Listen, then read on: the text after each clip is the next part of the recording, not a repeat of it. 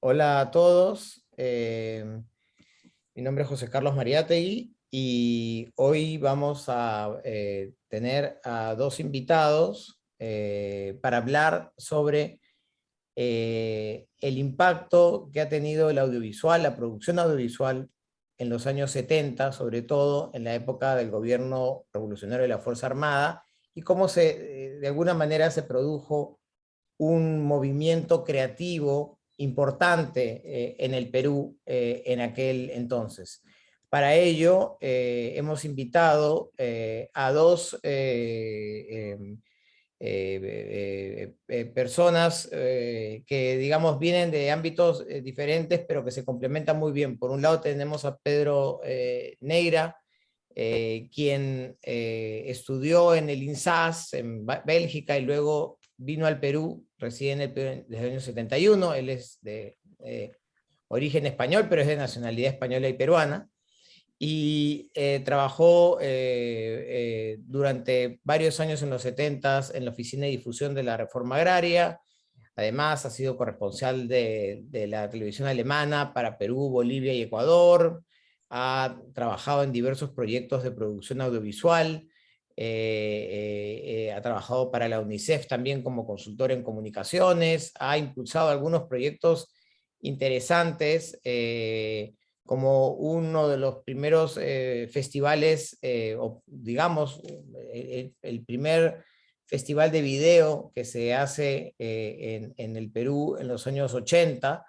Entonces hay como toda una historia interesante en relación a su trabajo, y se dedica todavía al campo de la producción audiovisual. Ha trabajado para Discovery Channel, para National Geographic, etcétera. Y ha recibido además sus trabajos han recibido también muchos premios. Y nos acompaña también Mijail Mitrovich. Mijail es magíster en antropología por la Pontificia Universidad Católica del Perú, donde también cursa hoy día el doctorado en antropología. Es profesor en la Facultad de Arte y Diseño y en la Maestría de Estudios Culturales de la Universidad Católica. Y ha publicado varios libros. Pese a su juventud, ha publicado muchísimo, es bastante prolífico. Su más reciente publicación es Un fabricante de figuras, historia y forma en Juan Javier Salazar, una edición novenal de GDQ Ediciones, y Extravíos de la forma, vanguardias, modernismo popular y arte contemporáneo en Lima desde los años 60. Pero además tiene bastantes artículos y se dedica a la investigación sobre las artes visuales y sus vínculos con la historia social, económica, cultural durante el siglo XX, ¿no? Con un enfoque marxista. Yo quiero empezar esta conversación con Pedro, porque quizás es importante preguntarte, Pedro, y creo que esto de alguna manera inicia tu experiencia en el Perú. ¿Cómo llegas al Perú? ¿No? Digamos, hay un vínculo interesante ahí. El INSAS es una escuela donde estudiaron varios peruanos, es una escuela importante. Sobre todo luego de mayo del 68, se trasladaba mucha gente a Bélgica a estudiar, ¿no? Cuéntanos un poco de tu experiencia previa y cómo llegas al Perú finalmente. Bueno, en el mayo del 68, bueno, se desencadenan los acontecimientos en París, ¿no? El famoso mayo. Y ahí la escuela de París, creo que es el IDEC se llamaba, o se llama todavía, cierra la escuela y bueno, muchos franceses escogen Bruselas como para ir a estudiar.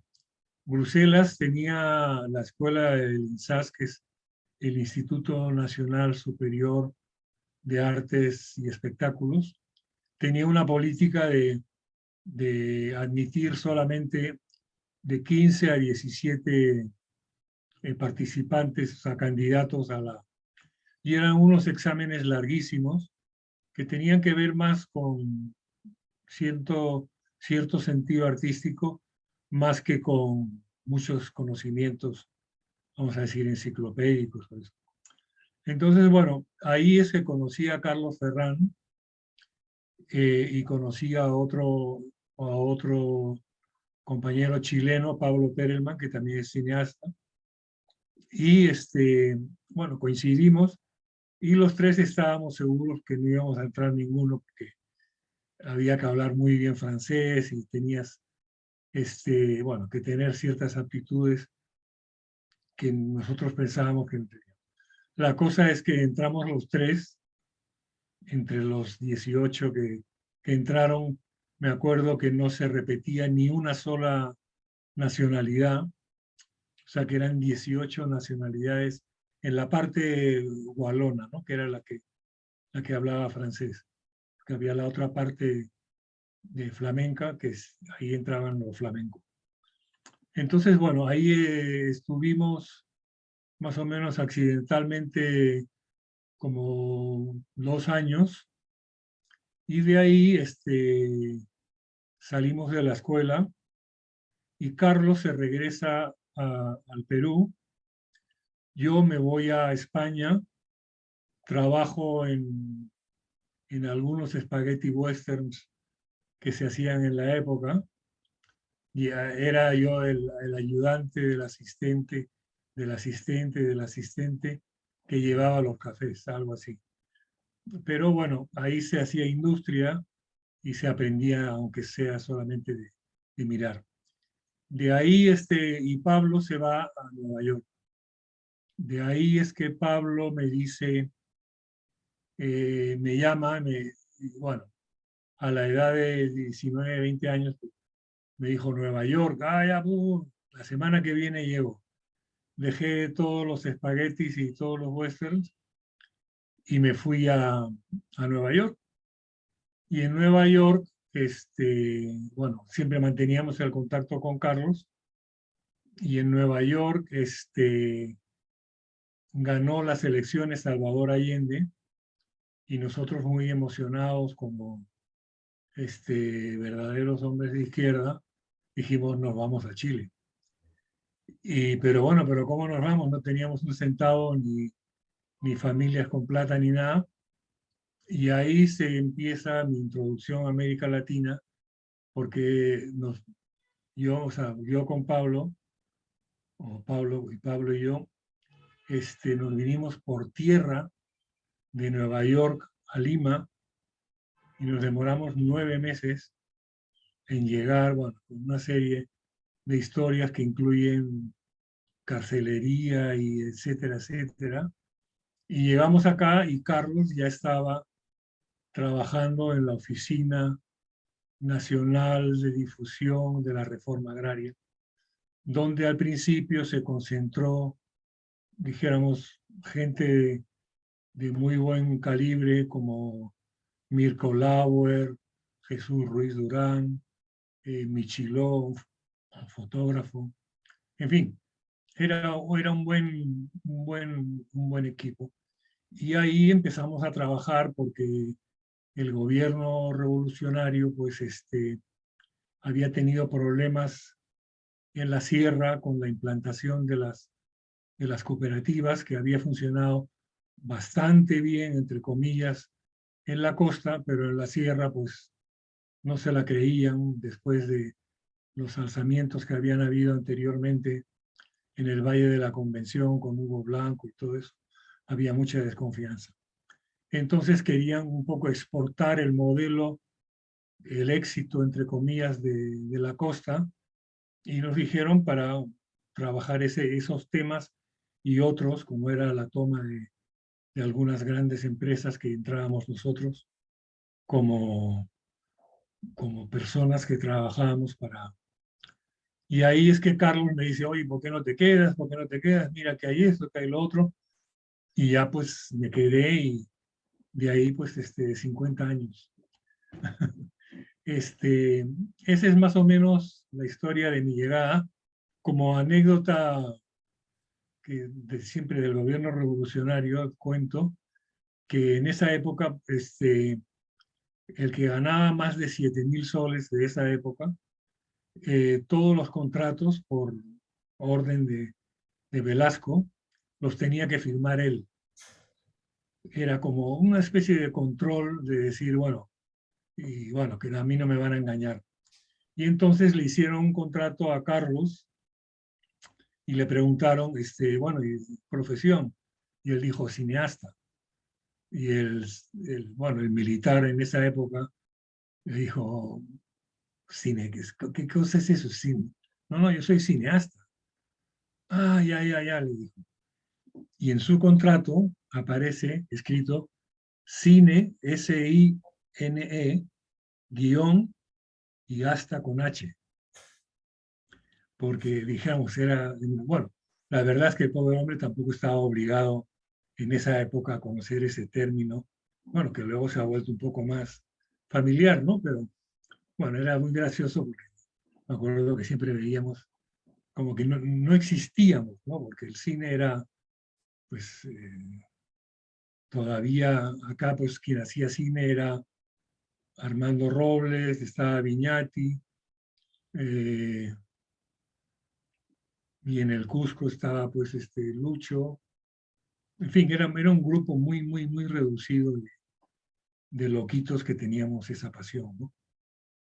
Claro, y yo me imagino que justamente, si lo ponemos en contexto, era algo, pues, bueno, digamos, revolucionario, pero digamos, en términos, era muy innovador, es decir, trabajar en cine era algo que era una profesión reciente, en el Perú era algo que, digamos, empezaba a tener a partir de un grupo de gente joven, cierta dinámica, ¿no? Se empezó a generar un pequeñísimo ecosistema, ¿no? Eh, Sí, había, dijéramos, de nuestra parte, había una disposición casi militante de apoyo al gobierno revolucionario, porque también veíamos una forma de socialismo que no había, dijéramos, mucha sangre ni muchas víctimas, y que pensábamos que con ese gobierno, según cómo evolucionara, podríamos lograr, dijéramos, muchos de los objetivos de nuestra generación de izquierdas de esa época, ¿no? Y entonces estábamos apoyando, pero encontrábamos esas contradicciones. Por ejemplo, nosotros cuando acabamos Niños, proyectamos la película, conseguimos con el dueño del cine Alcázar, que por el nombre de Alcázar era un franquista de esos de marca mayor, pero que no sabía nada y por un favor de un familiar nos prestaron el cine y pasamos la película y que habíamos hecho en el Cusco, en Niños del Cusco, y bueno, con mucha ilusión de haberla podido acabar y todo eso, y cuando acabó dijo, esa película no se va a ver en los cines. Y dijimos, uy, claro, y cuando te lo dice un militar con un montón de galones así, impresiona más, ¿no? Porque era casi una orden, ¿no?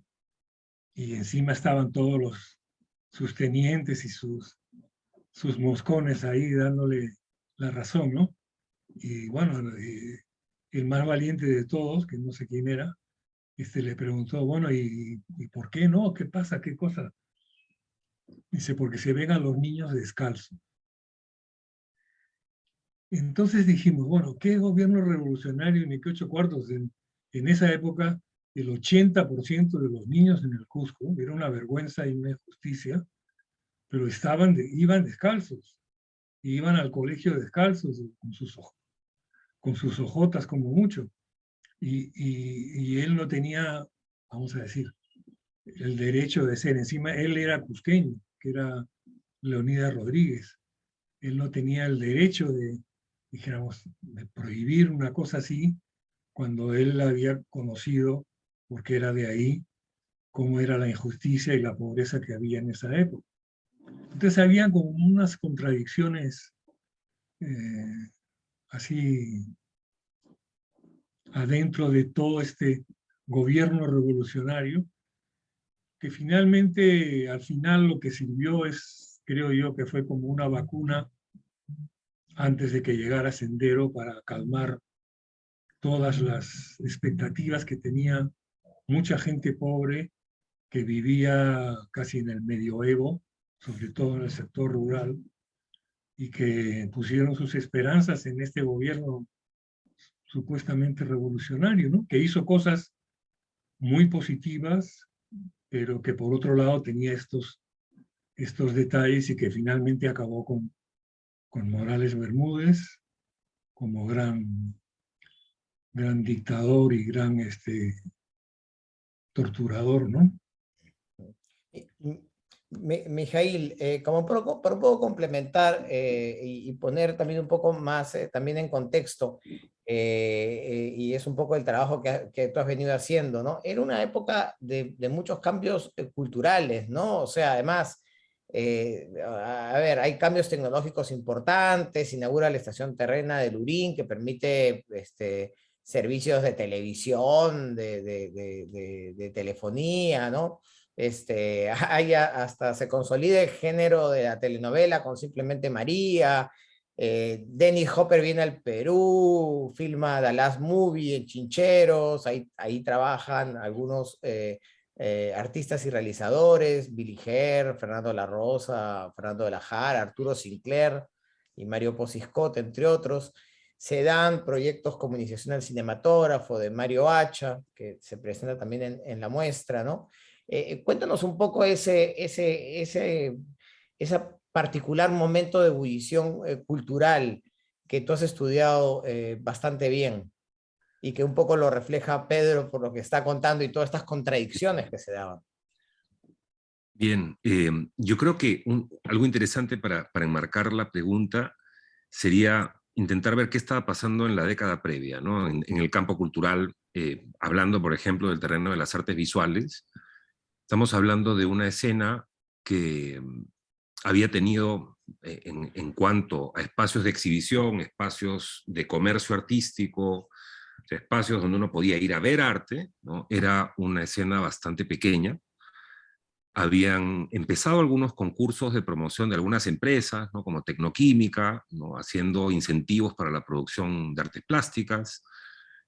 Habían algunos eventos vinculados a las élites, como el Festival de Ancón.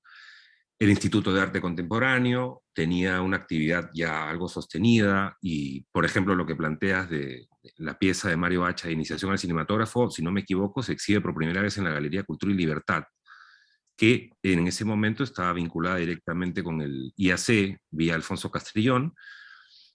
Y estamos hablando de una escena, ¿no? Que creo que va a tener una remoción importante el año 68 con el golpe militar. Lo que ha llevado, por ejemplo, a que en las últimas décadas, cuando se ha visto el proceso del paso de los 60 a los 70, siempre se hable de que el gobierno de Velasco habría detenido esta ebullición cultural, ¿no? Y cuando uno comienza a mirar las experiencias más cercanas, como la que nos está contando Pedro, la Dirección de Difusión de la Reforma Agraria, lo que luego fue el CINAMOS, no solamente en Lima, sino a nivel genuinamente nacional, ¿no? Con las oficinas regionales y toda la gran producción que todavía está por estudiarse, además. Uno encuentra que más bien el contexto posterior al golpe parece haber sido el de una amplificación, digámoslo así, de ciertas tendencias que estaban expresándose en las diversas artes en los años 60, entendidas como tendencias de vanguardia, ¿no? ¿Acaso podríamos decir que estas oficinas de propaganda, estas oficinas de promoción cultural, dotaron a muchos artistas, realizadores, gente de artes escénicas, ¿no? De un nuevo soporte, digamos, que lo que hizo fue permitir que lo que producían llegara a un nivel de difusión, ¿no? De impacto público, que yo creo que no había tenido ningún momento similar en lo que iba del siglo XX en el país, ¿no? No había habido un momento donde, digamos, había una industria cultural centralizada a nivel estatal así de fuerte. Entonces creo que eso es interesante para situar un poco ese momento del 68 al 73, 74, que son el momento de mayor fuerza del gobierno de Velasco, ¿no? Antes del declive que empieza con su salud, pero que todas estas contradicciones que nos decía Pedro también se empiezan a expresar a nivel de la lucha política, ¿no es cierto? Las distintas facciones que están pugnando por la conducción del proceso una vez que Velasco pues, se ha derrocado, como pasó el 75. Entonces creo que en la muestra que están presentando en el Corihuasi, creo que uno puede ver justamente, ¿no? Muy lejos de esa idea de que la vanguardia terminó en los 60 y el velasquismo la dejó pues, atorada, cancelada. Más bien lo que encontramos es un momento muy peculiar de efervescencia, de experimentalismo, en distintos registros, ¿no? El registro oficial, ¿no? Con algunas películas importantes financiadas por Cinamos, estas carreras de chasquis y maratones de triciclos y sus registros vinculados también a la escena oficial, pero luego piezas que a mí me han impactado mucho y que yo nunca había visto, como la animación de Gonzalo Fluker, las piezas de Mario Hacha mismo.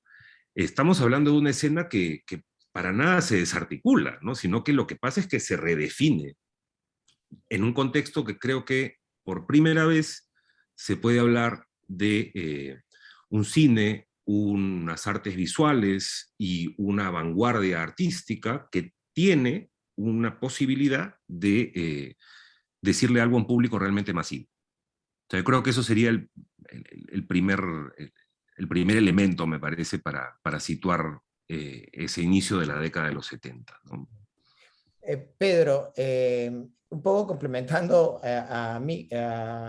Mijail, ustedes justamente fundaron el grupo de Cine Liberación Sin Rodeos. Cuéntanos un poco de esa experiencia, cómo se genera el interés por desarrollar este grupo.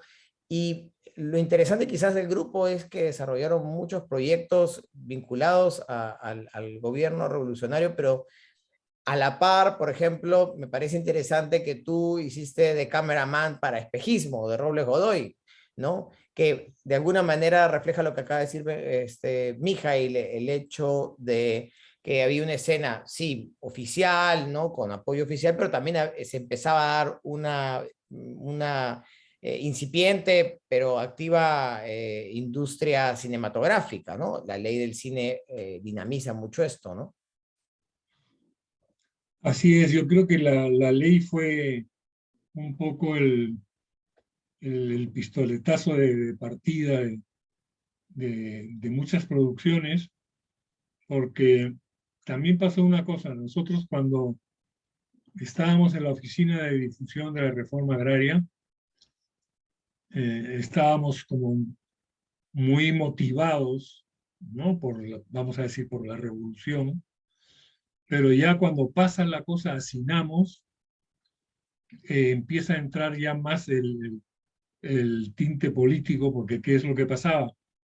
Que el gobierno militar se da cuenta que no tiene un partido y entonces convoca gente como Carlos Delgado, como Héctor Béjar, que vienen a consolidar una estructura con disciplina, y nosotros en la Oficina de Difusión de la Reforma Agraria estábamos un poco liberados de esas, dijéramos, tensiones políticas y compromisos, ¿no?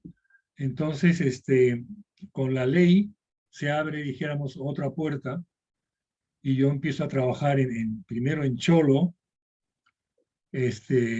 con Bernardo Batieski, y de ahí ya me quedé con él trabajando como 2 años, porque ahí llegamos como Liberación Sin Rodeos, porque nuestra experiencia revolucionaria se acaba en la Conferencia de los No Alineados, porque teníamos un corto que hicimos también en parte de animación con Gonzalo Fluker, y conseguimos, porque una facción encabezada por el general de la Flor, que era en esa época canciller, nos apoyó y logramos el certificado de exhibición obligatoria. Pero el día antes de pasarse en los cines que estaba programado, unas camionetas del Ministerio del Interior llegaron, sacaron la película y al día siguiente da el golpe Morales Bermúdez. Entonces nosotros con los no alineados inauguramos la conferencia con Velasco Alvarado y a la semana la clausura Morales Bermúdez con el golpe. Y ahí se acaba un poquito la historia del grupo, o sea, ya un poco mediático. Teníamos con Guillermo Zonding nos dio una página en la Crónica donde hablábamos de cine, crónicas de cine, LCR, en fin. Pero todo eso, y es más, ahí ya viene un poco el éxodo porque nos dicen, miren, lárguense porque van a ir a por ustedes, ¿no? Y ahí es que Carlos y Raúl van a Canadá, van a Holanda, Marcela se va a Bogotá y yo me voy a España. Nos dijeron un tiempito, un año, que se olviden de ustedes y ya regresan y no pasa nada. Entonces, esa fue un poco nuestra historia y ahí viene la transición, porque ahí, bueno, como grupo decimos, y ahora que no tenemos el Estado, ¿qué hacemos? ¿No? Y hacemos nuestro primer corto sobre Víctor Delfín y le demostramos a Bernardo Battieschi, que era un hombre de negocios también, que se podía hacer plata. Y entonces los pelucones con fama de homosexuales y comunistas y todo lo que te puedas imaginar de esa época, también éramos, entre comillas, sabíamos algo de negocios y le decimos a Bernardo Battieschi, mira, y ahí comienza una cierta amistad y después, ya cuando llega Robles Godoy, yo me quedo trabajando, editando, porque me había enseñado el editor de Cholo a manejar una moviola vertical, así de la época del cine mudo. Y bueno, esa es un poco la transición. Y bueno, y nació todo en Cusco, porque ahí nos juntamos con Raúl también, que era el cuarto. Él empezó a estudiar cine también en la Universidad de Lima. Es la primera que empezó, ¿no?, a formar gente alrededor de Desiderio Blanco y de la gente de Hablemos de Cine, ¿no? Entonces, bueno, había una actividad social y artística y bueno, y una bohemia espectacular también que nos relacionaba con los otros artistas, ¿no? Con pintores, con Rafael, con la gente de Huayco, con Juan Carlos Salazar, con todos ellos. Todos estábamos, bueno, en la edad de la inquietud y con ganas de hacer cualquier tipo de experimento que se nos pusiera por delante, ¿no? Es interesante lo que has mencionado, solamente para hilar. Bernardo Battieschi, que produce, o es productor ejecutivo, a veces el productor ejecutivo no nos damos cuenta de lo importante que es. Pensamos que el director es lo más importante en las películas, pero yo al menos he aprendido que los productores ejecutivos son a veces más locos que los directores, porque son los que apuestan el dinero y logran conseguir el dinero para hacer las películas. Y Bernardo Battieschi produjo Cholo, produjo también Espejismo. Y luego además fundó uno de los canales comerciales en los años 80, Canal 2, ¿no? Frecuencia Latina o Latina, el día de hoy, ¿no? Es decir, de alguna manera ahí tenemos también este otro espacio. Tú también has mencionado la Universidad de Lima, con Desiderio Blanco, con Pinilla, mucha gente que estaba alrededor justamente de la creación cinematográfica, ¿no? Y me gustaría justamente llevar esto al espacio de otro productor ejecutivo, también empresario, Ernesto Leichenschneider, que está justamente presente en la exposición con un par de proyectos producidos por él, que articuló al equipo, Tierra sin Patrones, y otro que es la maratón de triciclos, y que sé que Mijail ha estudiado cuidadosamente esa etapa y esas producciones que además están ligadas a otra organización, para que también se sepa que no solamente participaba el CINAMOS, sino que había otras organizaciones, y en este caso estas iniciativas culturales deportivas estaban vinculadas al Instituto Nacional de Recreación, Educación Física y Deportes, el INRED. ¿Nos puedes comentar un poco de eso, Mijail? Sí, claro.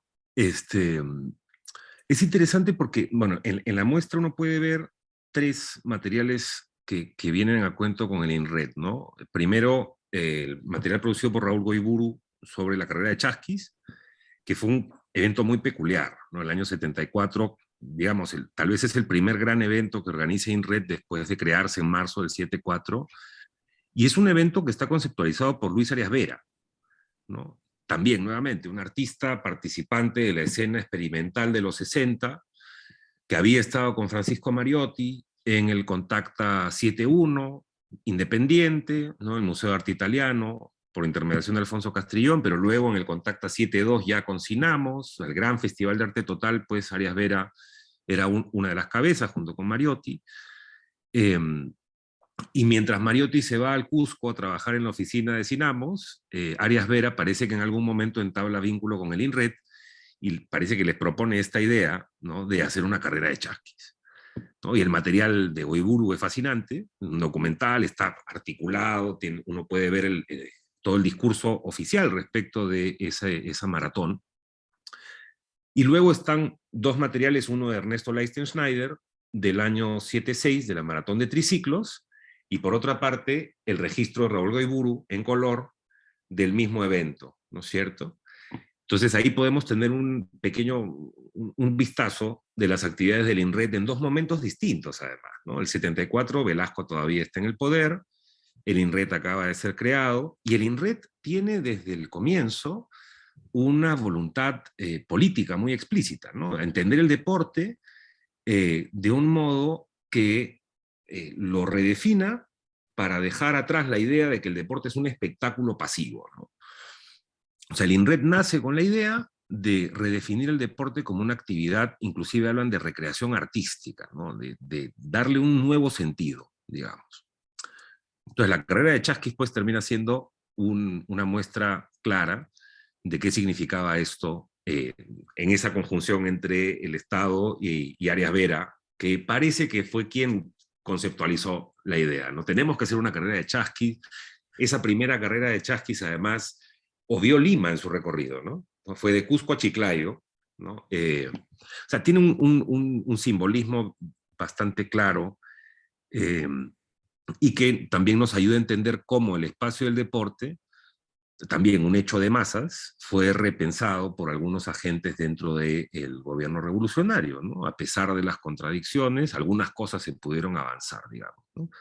Pero luego lo que tenemos en los registros de la maratón de triciclos es algo distinto, de otro momento ya pasó el golpe de Morales, parece que es el segundo evento además, ¿no? Parece que hubo maratones de triciclos el 75 y el 76, pero no hay registro de la del 75, al menos no hasta el momento, y más bien es una relación que entabla INRED con el sindicato de la prensa, ¿no? Del diario La Prensa. Entonces estamos hablando de un evento en Lima para celebrar el 1 de mayo, donde se convoca abiertamente a trabajadores del sindicato y gente que tiene triciclos y que quiere concursar, heladeros, recicladores, etcétera, a participar de esta maratón que va de Vitarte al campo de Marte. Perdón, del campo de Marte a Vitarte y de Vitarte de vuelta al campo de Marte, ¿no? Esto también tiene un contenido claro, ¿no? Es un evento para pensar en la clase trabajadora en el 1 de mayo.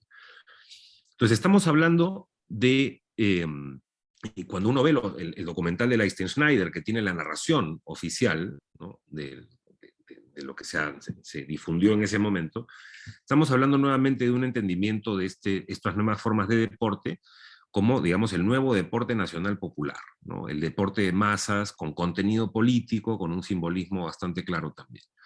Y lo que encontré que no he encontrado registros visuales todavía, pero parece que esta experiencia se replica en otras ciudades del país, ¿no? Hasta el año 77 inclusive.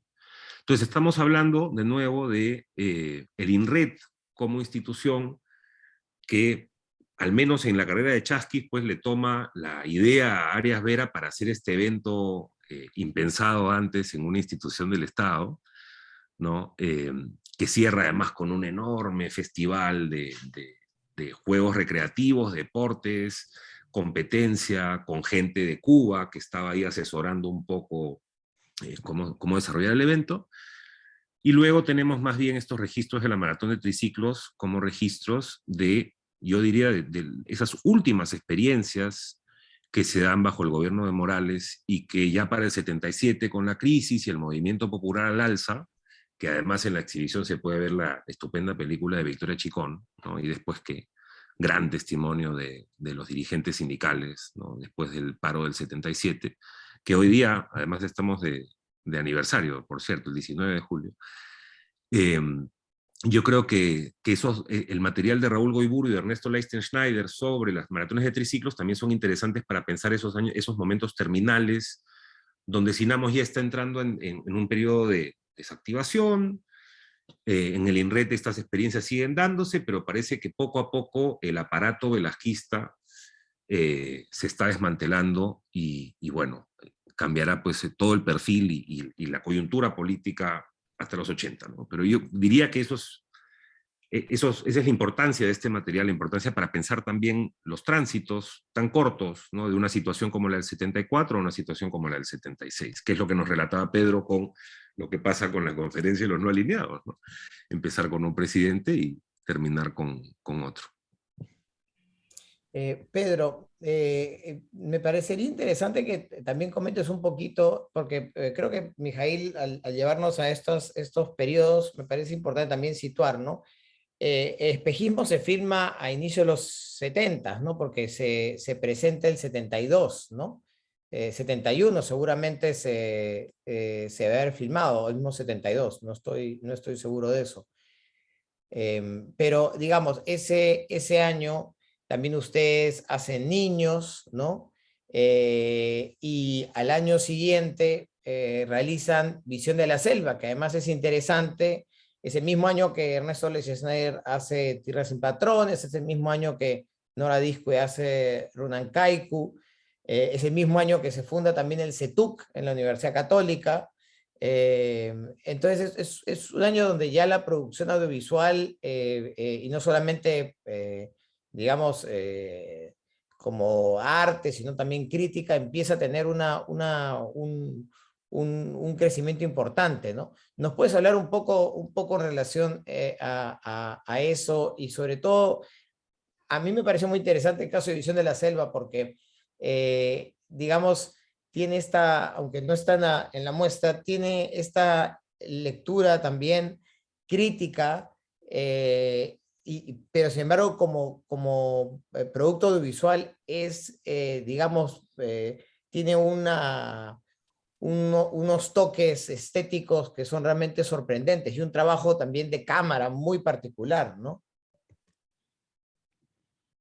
Sí, bueno, ya como grupo, luego fuimos desarrollando, claro, ya otros proyectos que no estaban ligados, y uno de ellos fue también, aparte de Visión de la Selva, una película sobre Javier Heró.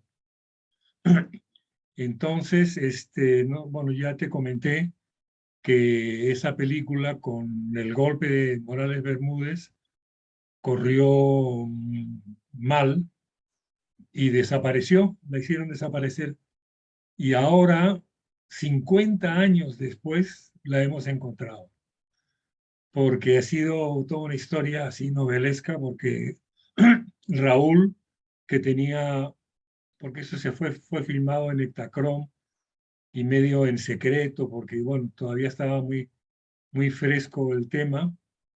Y entonces, cuando vino esta especie de éxodo del grupo, él pasó por Cuba y a los compañeros de ahí del ICAIC les dijo: mira, ha pasado esto está en peligro, por favor guárdenla y ya vendrán tiempos mejores para recuperarla y tal y cual, y bueno, y de ahí se fue a Holanda.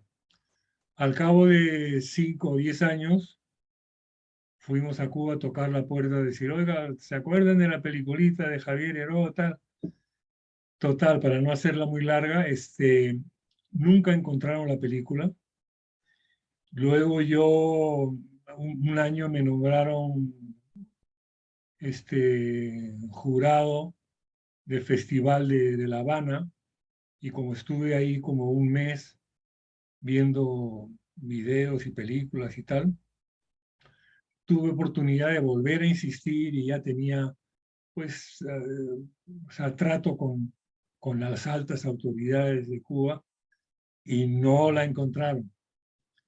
Y ya, pues, buscamos en todas las azoteas de la Biblioteca Nacional y de todos los sitios donde podría estar tirada una copia, y nunca encontramos porque las hicieron desaparecer. Entonces luego, bueno, luego al cabo de 50 años la hemos encontrado en el laboratorio donde trabajaba Bernardo Batieschi, que ahí de claro, ahí fuimos a hacer la ampliación porque había sido filmada en Ektachrome reversible, y ahí, claro, en ese proceso, en esa época era muy, bueno, muy complicado, y se hacían solo en los laboratorios que tenían tecnologías avanzadas, ¿no? Y lo mandamos ahí, ahora luego ya nos acordamos, porque una manera de sacarlo sin poner Javier Heró, que eso era en la aduana, si había algún policía que sabía de qué iba el tema, lo iba a detener inmediatamente, pero lo pusimos como material de procine, del cholo, de espejismo, y zampamos esos materiales para allá. Y bueno, apareció y ahora estamos en todo un proceso de ese laboratorio quebró y compró Technicolor, compró el laboratorio, y le pasaron todos los archivos, pero bueno, como los gringos son muy ordenados y tenía un archivo, y ha estado los 50 años en el mejor sitio que podría haber estado, porque ahí las condiciones de humedad y de temperatura y todo son óptimas. Bueno, todo eso era una noticia de último minuto que nos ha hecho volver a reunir otra vez al grupo, y que vamos a sacarlo de ahí, vamos a restaurarlo bien y vamos a masterizarlo en 4K bueno, para que quede, pues, porque es un documental que hicimos con mucho riesgo, con muchas ganas, con música de Arturo Ruiz, en la casa todavía de Javier, en fin, todo un material interesante. Y luego, bueno, como grupo nos juntamos después con Hilacha, que fue una reunión así, no tanto ya como no una producción de grupo, sino que, bueno, fue una iniciativa mía, y yo escribí el guión con Raúl Gallegos, y le pedí a Carlos, que estaba en Canadá, que viniera a hacer la fotografía, y bueno, nos juntamos, luego la película le fue muy bien en los festivales y tal y cual. Y después ya, claro, cada uno se ha quedado en sus países donde ha hecho. Raúl se quedó bastantes años en Holanda, Carlos sigue viviendo en Canadá, y Marcela se ha dedicado más a escribir que a seguir con el cine, ¿no? Me parece interesante, y justamente para pasar también a Mijaíl, has mencionado pues estos rescates, además como de alguna manera yo creo que el grupo de cine Liberación Sin Rodeos y la amistad que tienen todos ustedes ha seguido conectándolos gracias a que han digitalizado todos estos materiales, los han seguido encontrando, ¿no?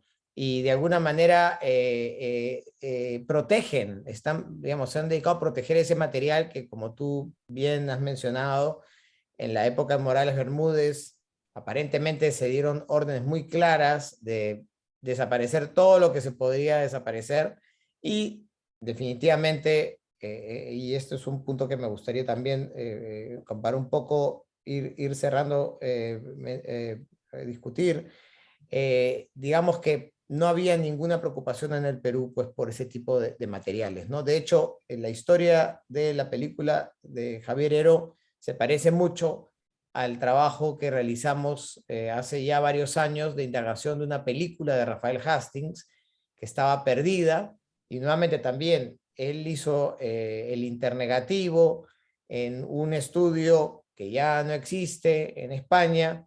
Ese estudio fue adquirido por otro estudio y esos materiales no estaban en ese estudio, sino terminaron en la Filmoteca Española. Y ahí, nuevamente, igual que en el caso del trabajo de Javier Heró, mejor lugar no podía haber estado porque estaba ahí cuidadito por 50 años y ahora con fondos públicos, con fondos del Ministerio de Cultura, también hemos podido digitalizar, colorizar, conservar, rescatar ese material, ¿no? Pero me parece interesante y quizás, Mijail, tú puedes también hablarnos un poco en relación a esto. ¿Cuán importante ves este tipo de rescates? Porque nuevamente, cuando hablamos de la investigación de estas épocas, y de hecho se han publicado muchos libros con bastantes faltas en relación a la historia completa y a muchos de estos temas, pero digamos, cuando se habla de la historia y se investiga sobre todo en el medio escrito, es decir, se investiga a partir de libros, a partir de material impreso, de documentos, de revistas, de periódicos, pero hay una lectura diferente y complementaria y que enriquece, que tiene que ver con el medio audiovisual, que además es una lectura sonora y visual, ¿no? Que permite entender mucho mejor ciertos contextos, ¿no? Tú como investigador, ¿cómo ves digamos, el trabajo de investigación a partir también del medio audiovisual como complemento y a veces como elemento principal? Por ejemplo, la maratón de Chasquis, la carrera de triciclo son temas que hubiesen sido imposibles de poder explicar y describir sin ver los materiales, ¿no? No solo eso, yo recuerdo que primero vi el material de Leisten Schneider sobre los triciclos que me enseñaste, y eso es lo que a mí me comienza a llamar la atención para buscar algunas otras cosas, y apareció el material de la carrera de Chasquis, pero no había todavía el documental de Goiburu. Y claro, uno ve el documento que está subido en el ICA, ¿no? de Houston, sobre la carrera de Chasquis, uno ve todo el discurso oficial, las fotografías y tal, y uno tiene un nivel de comprensión básico, pero después de ver el documental uno recibe la figura completa. Por esto que decías tú, no solamente porque uno ve un documento de época inédito, interesante, sino porque tienes un registro mucho más cercano a la percepción y a la experiencia. Y yo creo que eso cambia por completo la visión que tenemos respecto del momento y del hecho, ¿no? Ahora, antes de volver sobre la cuestión de los documentos, lo que acaba de contar Pedro respecto de la película de Javier Heró me pareció, me parece que tiene un paralelo interesante con, no sé si conocen la historia de Jorge Reyes y su película Avenida de las Américas, ¿no? O sea, nuevamente, para pensar que, José Carlos, no solamente en términos de los documentos y la historia, sino de los relatos y todas estas trayectorias de estos materiales, que creo que la historia de Jorge Reyes es un paralelo interesante que también, ¿no? Él llega a Chile, hace la película de la Unidad Popular, la filma 2 años, y al año 73, con el golpe de Pinochet, tiene que salir del país, y el material filmado se va por salvoconducto gracias a su amigo Charlie, el camarógrafo, que era norteamericano, y todos los materiales llegan a Los Ángeles, y Jorge también puede salir de Chile, y más bien Charlie luego es desaparecido, ¿no? Y Constantín Costagabras le hace la película Missing a Charlie, ahí con una vinculación entre la ficción y la realidad que creo que vale la pena pensarla. Pero creo que estamos hablando de una situación, o sea, la que pasa con el grupo Liberación Sin Rodeos, es una situación que tiene varios paralelos con otras experiencias vinculadas al cine y además a la intelectualidad, tanto en el Perú como en América Latina, ¿no? Pronto vamos a publicar con Ana Kant un texto sobre la experiencia de la revista Participación. Pedro, no sé si recuerdas la revista de Cinamos. Justamente Visión de la Selva se hace en el mismo contexto en que Participación le publica un número específico a la Amazonía con textos de Stefano Varese, Roger Rumril, que aparece en la película. Un contexto bien interesante. Y cuando hemos estado estudiando qué pasa con esa revista, tenemos la misma situación.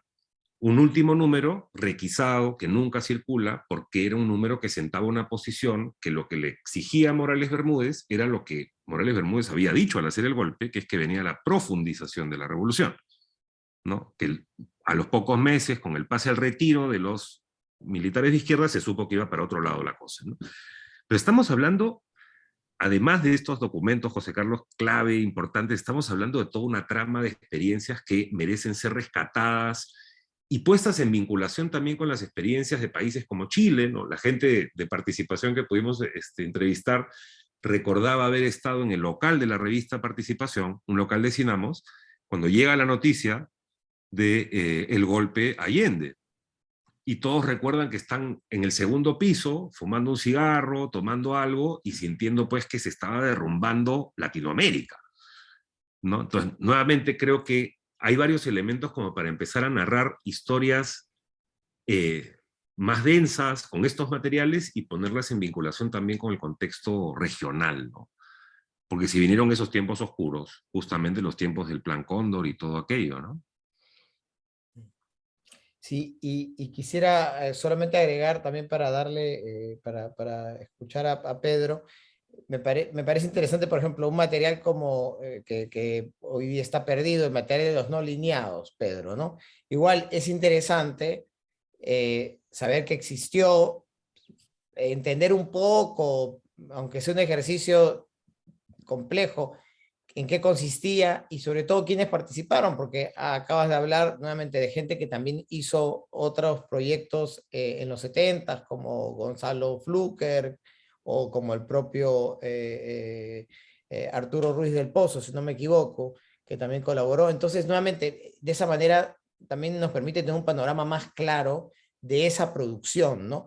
Pasa nuevamente, pensando en el caso de Rafael Hastings, hay 3 películas que no se ubican, pero que hemos tratado de tener la mayor cantidad posible. La realidad es que cuando uno ve el material es diferente a lo que uno se imagina, pero de todas maneras, al menos uno tiene presente que ese material, aunque no existe, está allí, ¿no? O sea, es un participante activo de la historia, ¿no?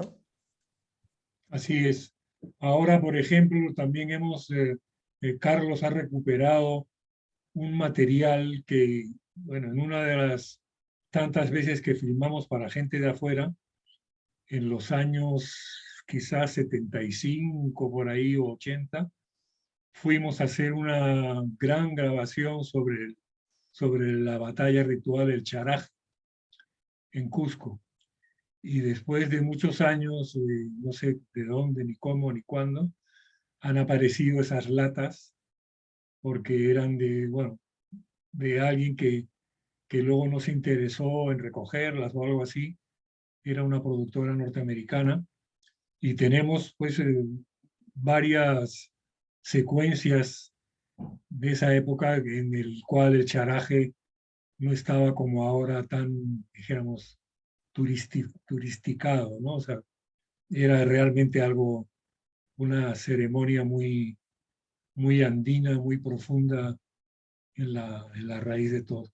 Entonces, sí, recuperar bueno, y tener el contexto, ¿no? Porque ahora, vamos a decir, si uno se pone a pensar en las redes sociales, por ejemplo, ahora yo a mis nietos o mis sobrinos no les puedo explicar lo que es un teléfono de esos que tenían ruedita, ¿no? Porque no lo han visto nunca, creo que ni en la televisión, ni en las películas antiguas. Entonces, en 50 años la tecnología pues ha dado un salto de gigante, ¿no? Y hay muchas cosas que acordarse para aquellos que les interese y para los investigadores y para los historiadores, porque claro, son cosas, por ejemplo, en todo el Perú había una sola cámara de 35, una Arriflex que parecía una máquina de coser, que hacía una bulla espectacular y no podías hacer sonido, porque era a 3 cuadras se escuchaba el motor de la Arriflex, ¿no? Hay muchas cosas que, bueno, nosotros estábamos también en esa edad y la izquierda también estaba en un momento eufórico y todo eso pues barnizaba toda tu vida y todos tus actos de una motivación y de un entusiasmo que lo hacían también muy creativo, ¿no? Porque era el momento, ¿no? Era la oportunidad, cosa que ahora pues se echa mucho a faltar porque dijéramos la política es un poco grotesca, mediocre y, bueno, corrupta, por decirlo menos, ¿no? Entonces, en esa época, pues habían, digamos, se movían otros valores y habían otras cosas que eran también tan feas, tan horribles como las que hay ahora, pero era otro planeta, ¿no? Mm. Bueno, yo creo que ha sido genial el tenerlos a los dos. Yo no sé si, Mijail, tú quieres cerrar con algún comentario final a esta intervención de Pedro. No, la verdad es que, bueno, en efecto, al ver estos materiales uno ve que era otro planeta, literalmente, y por otro lado, pues qué ganas de ver ese material de Javier Heró. Ojalá que pronto esté restaurado, porque suena pues no solamente porque debe ser muy, muy bonita la película, sino por toda la historia asociada a ella. Creo que va a ser un material importantísimo para pensar los 70. Eso. Sí, porque además y hemos descubierto hasta una anécdota curiosa, que era que el laboratorio donde se desarrollaron o sea, las películas la película de Javier Heró, que era el que usaba Batiesque y Procine, se llamaba Consolidated Film Industries. Y en ese laboratorio, la pegadora de negativos era, escuchen bien, la mamá de Marilyn Monroe. Que bueno, es un chiste anecdótico, pero bueno, que a nosotros nos dio mucha ternura saber que a lo mejor la mamá de Marilyn había tocado nuestra película. Esa es una historia, creo que con eso podemos cerrar muy bien. Es una pequeña historia fascinante, además que nuevamente pone en relieve el trabajo silencioso de muchas mujeres en un contexto en donde que quizás si hay una falta tanto en la muestra como en general en la producción audiovisual, ha sido la representación femenina, ¿no? Así que me parece fundamental. Sucedía en muchas otras prácticas, ¿no? Las prácticas computacionales, las prácticas en el campo de la física. Existían mujeres, pero siempre en trabajos silenciosos, pero de trabajos cuidadosos, minuciosos, ¿no? Nada, yo les agradezco, Pedro y Mijail, por participar y por hacer confluir estas experiencias en esta discusión, en este programa público, que creo que ayuda mucho a complementar lo que queremos decir con las piezas que hemos presentado en la muestra. Gracias a ti. Gracias a ti, José Carlos, por todo el trabajo que estás haciendo y ojalá que puedan seguir pues averiguando ya cuando haya más noticias de Javier Heró, les estaremos informando. Un Gracias. fuerte abrazo. Gracias, Mijail, gracias, Pedro. Gracias.